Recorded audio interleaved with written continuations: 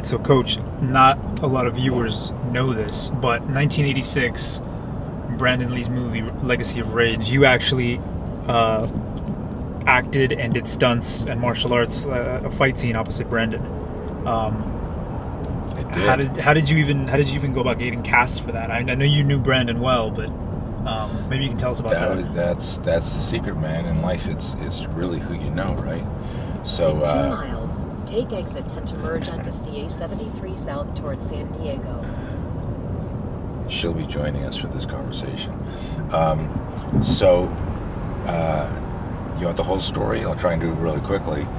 I was doing stunt work in Montreal. I had my school, and like a lot of people in martial arts, you want to be in action films. You want to do fight scenes, and so I was doing stunt work in Montreal and going in for little parts and studying acting. And I was headed to California to do something for Black Belt magazine, and I decided while I'm in LA, why not take an acting class and learn and get a little bit better at the craft. And so, what I did was I looked up an acting school, and this is the freakiest thing. There's this guy, Eric Morris. He had a book called Irreverent Acting, and I love the title, Irreverent, right? So I call him up, his info's at the back of the book, and I say, hey, I live in Montreal, and I'm looking at your book, Irreverent Acting, and he interrupts me, he says, the book's not out yet. I said, well, I have a copy. He goes, yeah, but we didn't release it. I don't know how you got a copy of it. And I said, well, that's freaking weird, but I got it. He said, yeah, that is weird. He says, tell me a little about yourself. I go, look, I'm a martial artist, and I'm really interested in the whole, action movies and all this stuff. And he goes, that's crazy, because he was working with, who's that gymnast that won gold and then did some action movies? He did like Gymkata and stuff like that. I forget who it was, some famous, and he worked with Chuck Norris, and he said, and Brandon Lee's in my class. This is in like 1986. I'm like, take exit. And I'm like, holy shit, Brandon Lee's in his class. Like I would love to meet Brandon Lee. My connection, the emotional connection, spiritual connection to Bruce Lee. I mean, like he was everyone's spiritual guide, right? Back in those days. And so I went there, and really interesting thing happened. So we're in this small class. There's maybe 12 actors. I paid for a private lesson. I'm up there, and I end up sitting on the floor because all the seats are taken. And Brandon comes in late, and he sits down beside me. And we're there. I don't say hi. There's someone's doing a monologue, and during the monologue, it's a guy who's playing this guy who's like 2 miles. Keep left onto CA 73 south. Thank you. So there's this. Let me end this. I know where I am from here. So I'm in the class. The class is full. So I'm sitting on the floor.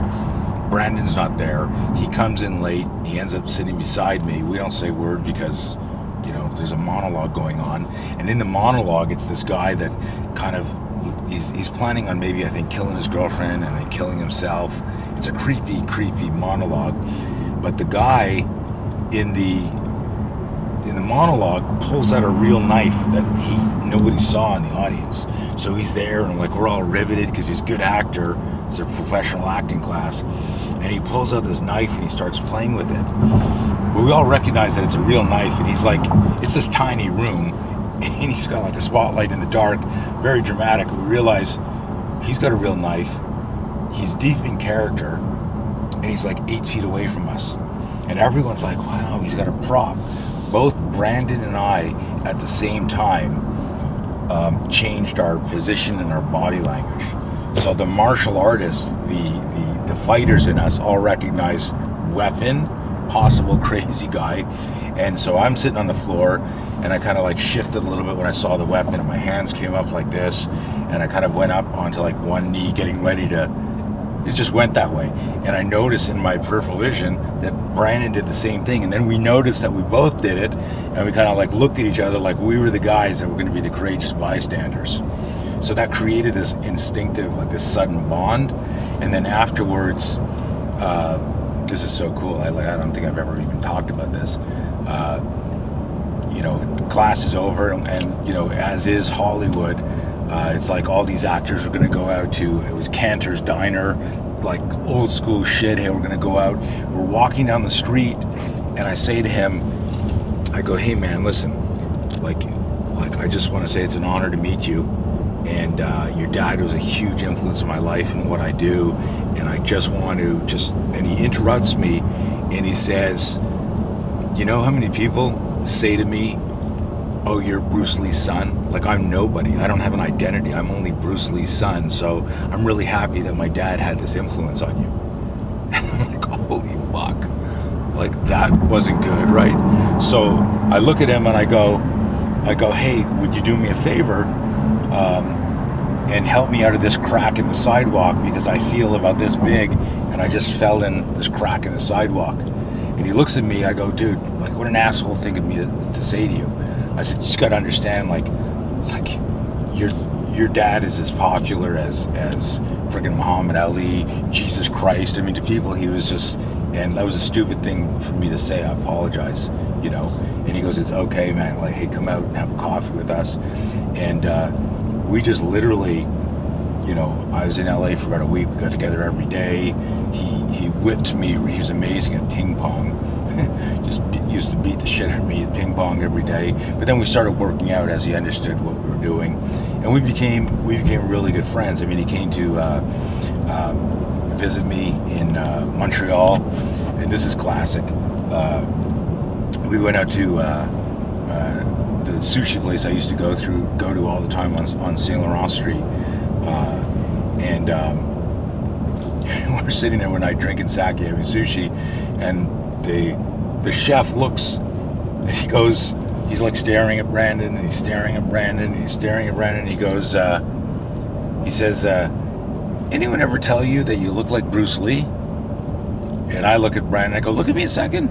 And Brandon looks at me, I go, maybe a little bit, like in the eyes, but not really. And he goes, I don't know, like, we're just fucking around with this guy. Like, we never told anybody. It was like, yeah, I'm Bruce Lee's son. So we had an amazing time. Knew each other for years, and then when he started doing movies, we stayed in touch. Called me up, he said, hey, you want to be in a movie? And so how I got cast was literally because we were friends, and he just flew me over to Hong Kong and spent a few weeks there with him, and got a lot of stories with the movie, but I mean, stuff on the street. Some guys from Japan with tattoos came over to visit us. They wanted to book them and sign them in a movie, and like that was a kind of a spooky event. And we choreographed the most amazing fight scene, like literally like this, like 3-minute back and forth all through this plant, and then the director comes in, and I was like a prisoner. And we show him the fight scene. He goes, yeah, that's really good, but how does this, and he called me Guaylo, like, right, that's the either derogatory term for Caucasian. He goes, how does this, like, white guy know Kung Fu? That makes no sense. Just beat the shit out of him and let's move on.